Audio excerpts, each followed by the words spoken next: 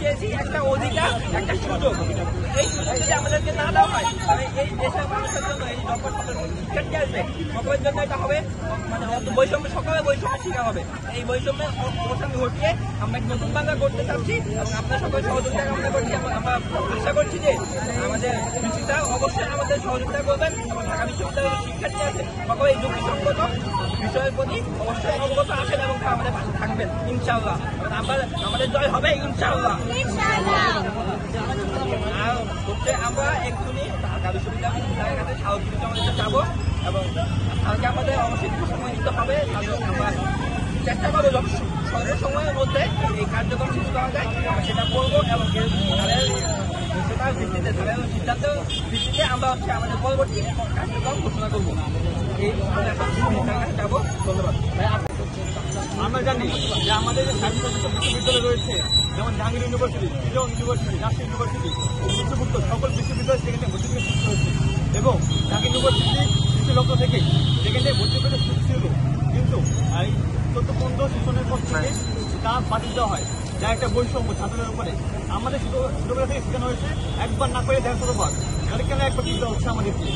একটা স্টুডেন্টের প্রথমবার সমস্যা হতেই পারে, যার যে কোনো ধরনের প্র্যাকটিস যুদ্ধে সে শিকার হতেই পারে, হতে পারে সে পরীক্ষা দেরি করে নানান সমস্যা হতে পারে। এর জন্য আমরা মনে করি এটা একটা বৈষম্য, স্টুডেন্টকে একবার সুযোগ দেওয়া। এছাড়া পৃথিবীর কোনো বিশ্ববিদ্যালয় বা অন্য কোনো বিশ্ববিদ্যালয় এমন হয় না যে শুধুমাত্র একবারে ভর্তি পরীক্ষা সুযোগ দেওয়া হয়। এমনকি আমরা যে বিশেষ পরীক্ষাকে চিনি সেখানে কিন্তু একাধিকবার পরীক্ষা দেওয়ার সুযোগ রয়েছে, কেন এখানে নাই? ছিল, এখন কেন নাই? বেশিরভাগই এই সরকারের পতনের কারণে যে বৈষম্য বিরোধী অবসান ঘটিয়েছিল, তারা সিট বাণিজ্য বন্ধ করার নামে এবং সিটের দাম বাড়ানোর জন্য এই কাজটা করেছিল। এটা অবসান ঘটাতে চাচ্ছি। আমরা চাচ্ছি যাতে প্রত্যেকটা মানুষ তাদের অধিকার ফিরে পায় এবং তারা একটা সুযোগ তো সবাই চায়, সুযোগ কি সবার অধিকার না? উচ্চশিক্ষা গ্রহণের সুযোগ তো সবাই একটা সুযোগ পেতেই পারে। আমরা জানি অক্সফোর্ডে কিন্তু একটা বয়স ভিত্তিক আছে, একাধিকবার সুযোগ আছে, তাই পাঁচটি অক্সফোর্ডে কেন থাকবে না? এটা কোনো বৈষম্য নয়।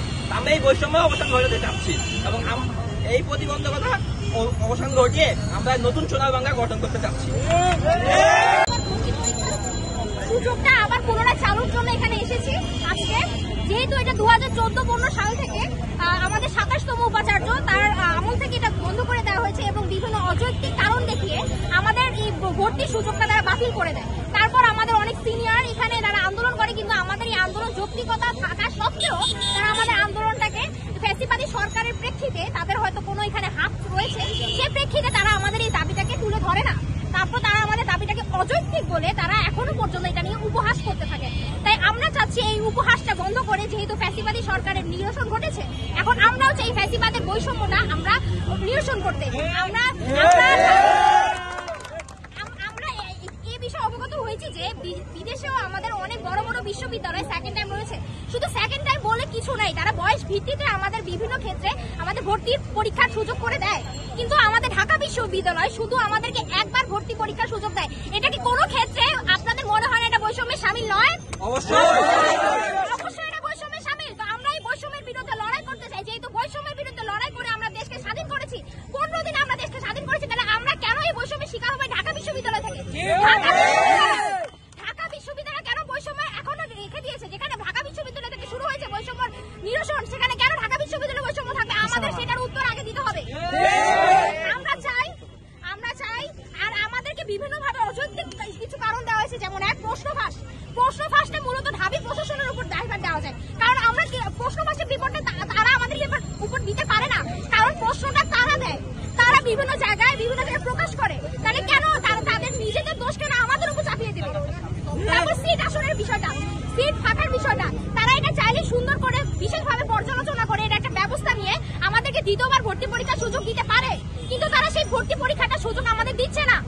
আমরা যথেষ্টভাবে বৈষম্যের শিকার হচ্ছি, সেটা বিশেষভাবে ঢাকা বিশ্ববিদ্যালয় থেকে আমরা বৈষম্যের শিকার হচ্ছি। এই ঢাকা বিশ্ববিদ্যালয় আমাদের প্রাণের বিশ্ববিদ্যালয়, এখানে যদি আমরা ঠিকমতো পড়াশোনা করতে না পারি, আমরা যদি এখানে আমাদের স্বপ্ন পূরণ করতে না পারি, তারপর আমাদের যারা অসচ্ছল আছে, আর্থিকভাবে অসচ্ছল আছে, তারা বাধ্য হয়ে তারা হচ্ছে প্রাইভেট বিশ্ববিদ্যালয় থেকে ধাবিত হয়, কিন্তু পরে পরিপ্রেক্ষিতে তারা কিন্তু আর তাদের পড়াশোনাটা চালায় যেতে পারে না, কিন্তু এই ক্ষেত্রে আমাদের বৈষম্য হচ্ছে।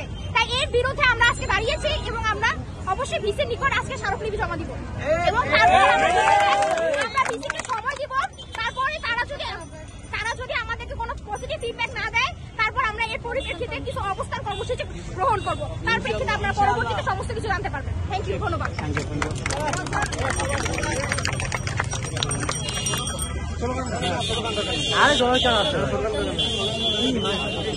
ভাই আপনাকে মিছিল করবেন? স্লোগান দাও। আচ্ছা, মাইকটা আমার একটু দাও। ভাই পিছাও পিছাও, এটা পিছাও।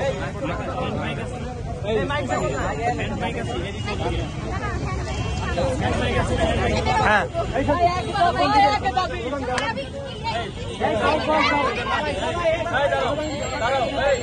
স্লোগান এখন আপনার